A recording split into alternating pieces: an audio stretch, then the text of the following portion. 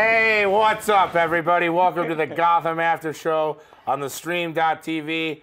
I am one of your three delightful, devious, delicious hosts, Tommy, and with me, to my left, we have the decadent Mark and the divine Kristin. You're going to run out of D words. Nah, damn it, I think I just did. Oh. Donuts. Democracy. Well, holy hell, what an episode. Bruno Heller sure knows how to pack 5,000 plot lines into one episode and make it real challenging to do an after show about. But we're going to plug through it and do it. We'd love to hear what you have to say about it, so you can always tweet at us, hashtag GothamAS. Let's get right into it. Jim Gordon, top dog at the GCPD now. Well, not officially, but he's throwing people out windows, so he's not afraid of any kind of suspension or anything. What do you guys think about the tough Jim Gordon that we saw? I mean, it's interesting how willing he is to cross the line now. You know, like he was so like the good boy last season, and now he's just like, oh, okay, well, whatever it takes. He kind of had like that arc from last season that was like, okay, we're completely good, okay, now we're going bad, and we're getting a little bit more okay with everything just being kind of shitty. Right. But then it was just kind of, I'm not sure if I like it. I'm really not, because I want to vote always for Gordon. I want to be like, yeah, team GCPD. But like, and I get that GCPD is corrupt, but I don't think that Gordon can be. Right. I mean, it's not traditional comic book like Gordon, who was, you know, did everything by the book. But I don't mind the change. I mean, because the way they're showing Gotham, it's so corrupt that I almost feel like there wasn't another way. But like he's he kind of has that... to be a tough ass, because otherwise he's not a tough ass, and then nobody wants to watch him. But he's got to be the guiding light that he told Bruce Wayne about. That there's a light. Well, but Bruce is the one that was like, didn't he say, like, in the first episode of the season, like, well, but if you're doing the right thing, don't you want to do whatever it takes to do the right thing? Yeah, he gave him paraphrasing, a very mixed, obviously. no, that was the exact quote. If you're doing the right thing, you have to do what it takes to do the right thing. Whatever it takes, anything. With great power comes responsibility that will be very challenging. Okay, I think they Freaky Friday'd Bullock and Gordon so far. Like, Bullock last year was like, blasting people away, taking bribes. Now he's like on the wagon, although he did take a sip at the end of the episode. Yeah, he drank wine this episode. Yeah. I like a bad Jim Gordon. Now we got to move on to the most subtle revelation of someone's motives ever, Theo Galavan's speech of, my family laid every brick in this city and dug every trench, and they took it from and them. Our names were erased, so that's why I'm doing this. Right, so now we know why. He even said, and that's why I'm doing this. And that is why I have hatched this evil plan over 22 episodes. But really, if you like subtlety, I apologize, because did you forget you were watching Gotham? That's right. That's a good point. And that's one of my favorite things about it. Is this show has no subtlety, and I kind of need that sometimes. You know, we'll save confusing shows like True Detective to think about things. What's going on. Watch Mr. You'll Robot never figure it for out. hidden messages. Watch Gotham for fun music and scary villains.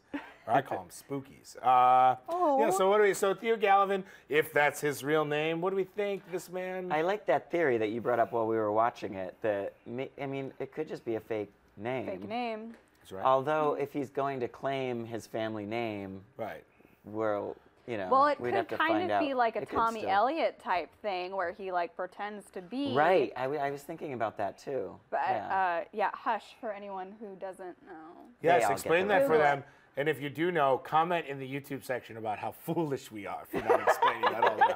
Because we love YouTube hatred. We love it, we embrace it, and we will respond to every comment when we finish drying our tear-stained eyes. You monsters. Now, speaking of commenting, you comment, please, get a hold of us on Twitter, hashtag GothamAS. We have all of our Twitter handles. Tweet at us. We are happy to answer anything. There are 8,000 characters on this show, and we cannot cover every moment of it. So if you tweet at us during the week, we will get back to you. Get at us on Facebook.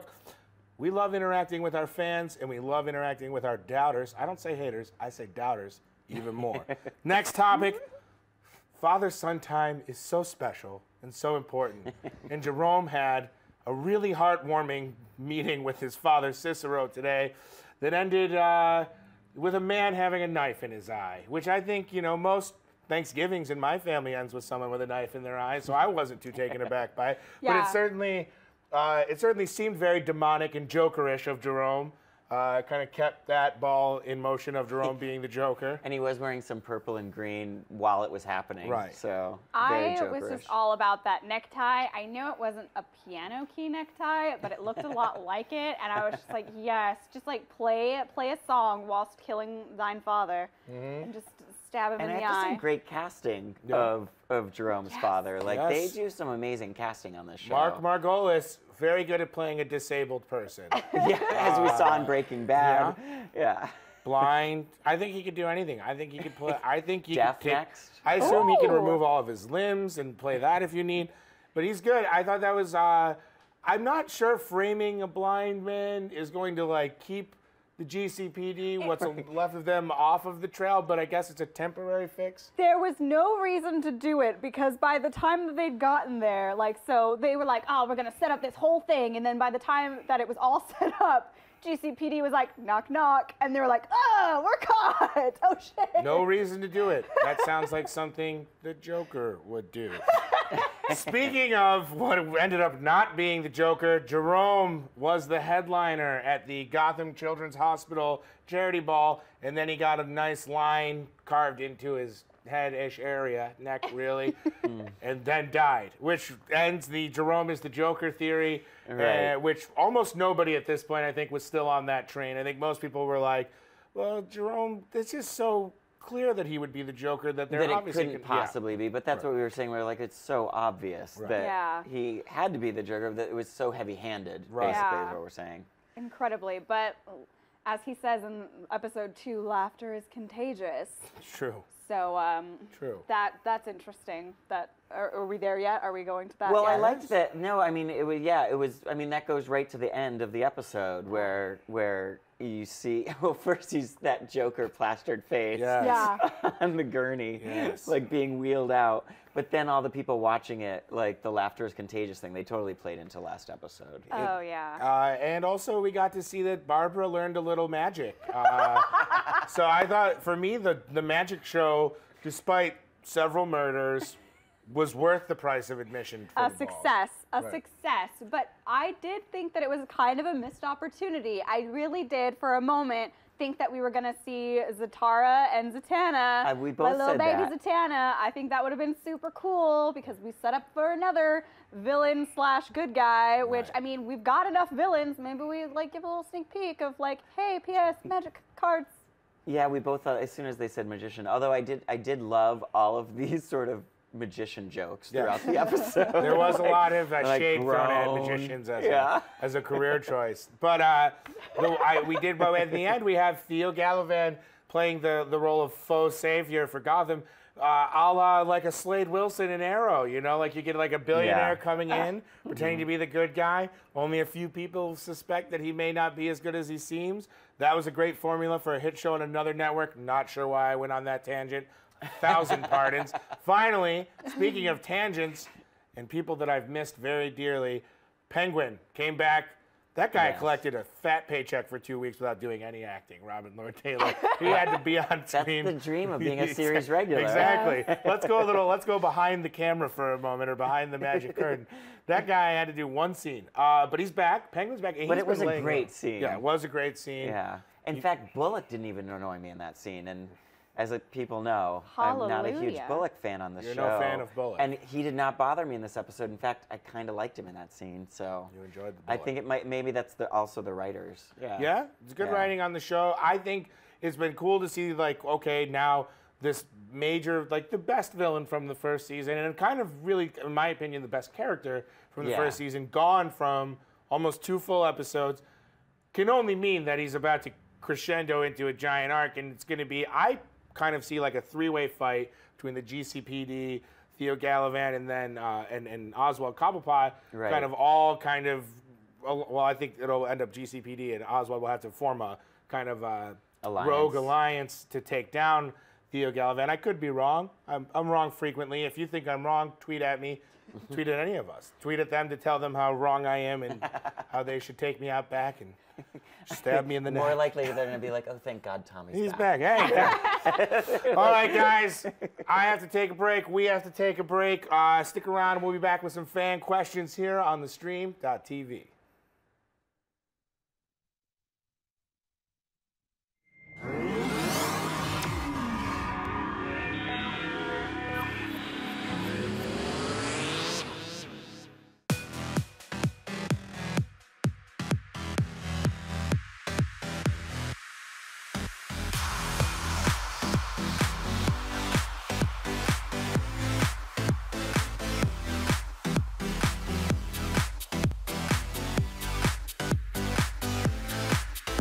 Just in case you missed it live.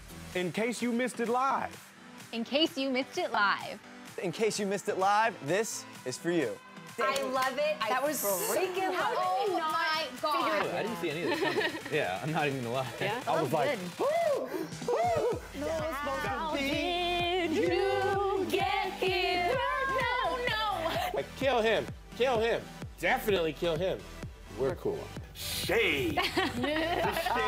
Shade left and right, ladies and gentlemen. Ladies, let's put your 2 cents in. Rubbed me the wrong way and the right way. But you were like, well, we want to know what's going to happen. That was cute. We just want to say we love you all. Thank you so much for your support. You are all seriously the best in the world. Another beautiful summer at the stream.tv, y'all. Here we go, guys. Thank you for being here. Peace out. Bye, guys.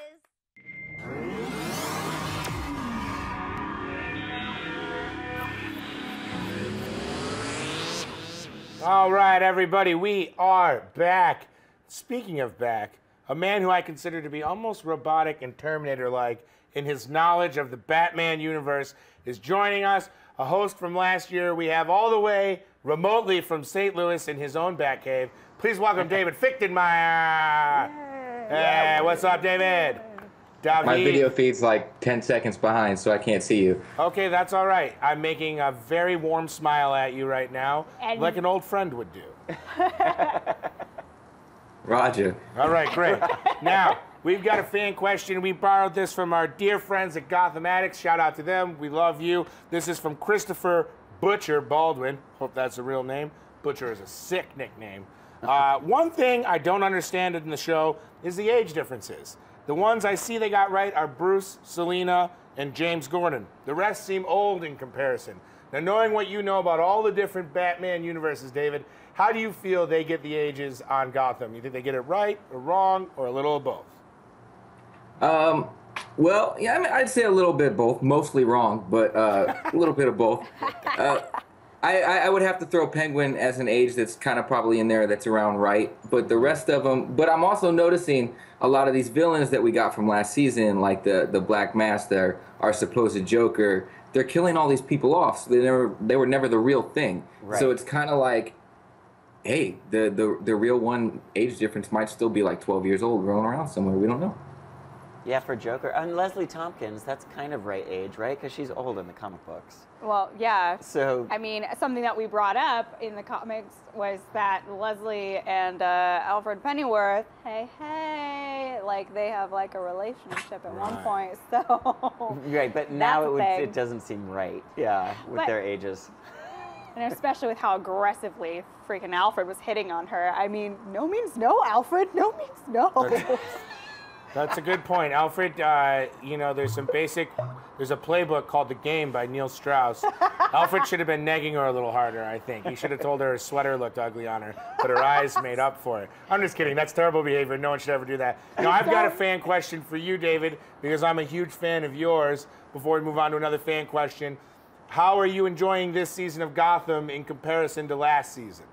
I think it is a lot better. I mean, I loved, what was it, the first episode? They killed Black Mask. I was grateful. I knew you'd love that. I love that part. Yeah. And, you know, got to see Zaz first episode too. So, I mean, this episode, I think, not even just this episode, this season, the writing's been a lot better. They're tying up a lot of the loose ends from last season. Yep. And it seems like we're going to get ready. Like, there's still one more episode for the Rise of the Villains arc. This was only episode 2. Right. For Rise of the Villains. So we're probably going to see something else. I'm hoping Barbara dies next week. And then we wrap that whole thing up, and then we can focus on figuring out who the hell Theo is. Right. So. Very good. I'm really curious as if Gordon is still going to name his daughter Barbara. It's going to be such a weird cluster. Like, I mean, how are we going to get our Batgirl? I mean, we have to. Right. But like, else. They can't be related. It season can't be 20, we have to have our Batgirl. I was just going to say, no, she's going to show up season 3, just like in the original Batman series. Exactly, just like in that month. When they need the ratings boost. Exactly. Well, David, thank you so much for coming back. Don't call it comeback. David's been here for years. We hope we can have you on next week. Yeah. Frankly, I'd like to have you on every week, as I don't know as much as you do, and people get less angry when your knowledge comes out. Thanks again, man. We really appreciate it. No problem. All right, see you later. See you guys. Bye. All right, now we got to move on to another favorite thing of mine, the YouTubes, as they call it. Who's on the YouTubes right now? So many people are on the YouTubes. All right, Kristin, take it away. So I'm going to go ahead and just shout out a couple of names. E. Sanchez, thank you for being on and for talking to us. Ant, Flame Crew, which I want to know about your life.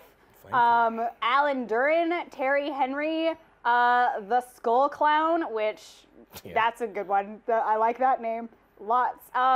Alma Diaz and Martin Schweck. Martin Schweck.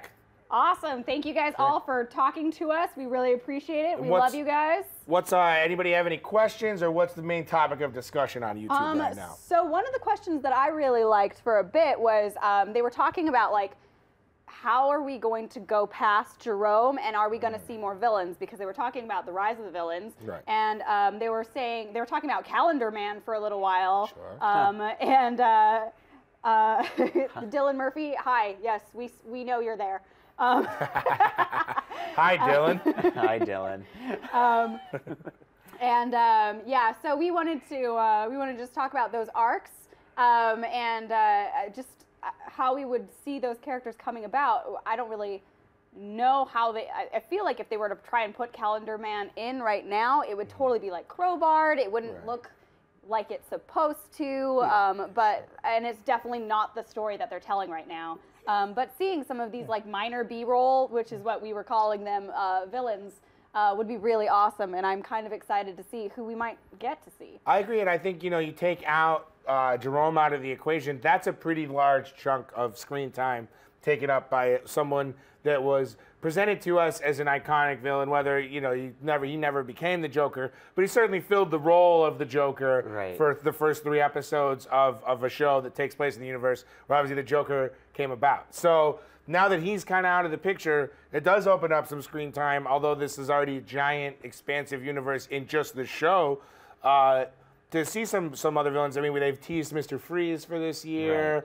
It's hard with all the other shows on other networks that you already have like villains like Clock King that could show up for one episode has already been on Arrow and The Flash. Right, exactly. Right. So, but yeah, I'm ready for more villains. But there's so many characters already, which is why I think we didn't see Oswald last. Because it was so much about Jerome, and there were so many there's so many characters for them to cover. Sure. It's hard to get them all. Well, thank you guys for watching on YouTube. Now, Mark, you've been covering the tweets, the deets on the tweets. Yes. What do we got? We got any to the Twitter box. Twitter action here? Yes.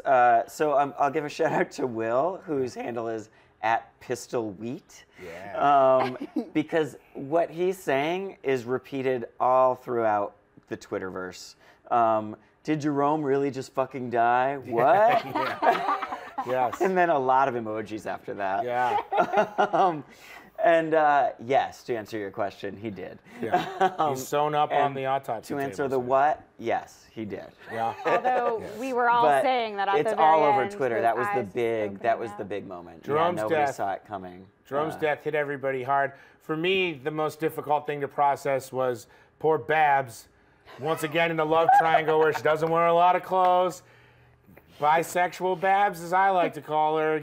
She's got a girlfriend, she's got a boyfriend. They're brother and sister, so that's probably not going to come out clean. Also, can we talk about the moment where she said that her brother was a monster in the sack? Yes. Tigress said that about Theo. Oh, yeah. That was, very Lannister of them. So you don't know, so it could work out in a nice throuple. That's true. Yeah, incestuous throuple. But maybe they're polyamorous. What can I say? A compliment is a compliment, and one of the hardest things is to just take it. So. And I mean, when we get down to it, who are we really to judge these psychopaths' love lives, and/or any love lives that you guys share? Sorry. Oh, love lives. How difficult they all can be. Guys, we're almost out of time. I want to thank our frequent Gotham friends at Gotham's Army, at Gotham's Addicts, at Cape Crusades FS, at BAM Smack Pow. We love you guys. Thank you for tuning every week. Please comment on the YouTube. Tweet at us questions. I know we can't cover everything, like I said, but we can talk about it during the week and keep the conversation, and it informs us on what you want us to talk about in the weeks to come. Now that we finally have our full... This is our team for the season, you guys. Demonic family together. Now join our cult. the cult of Gotham. For Mark and Kristin, I'm Tommy. Thanks for tuning in. Catch us next week on the stream.tv.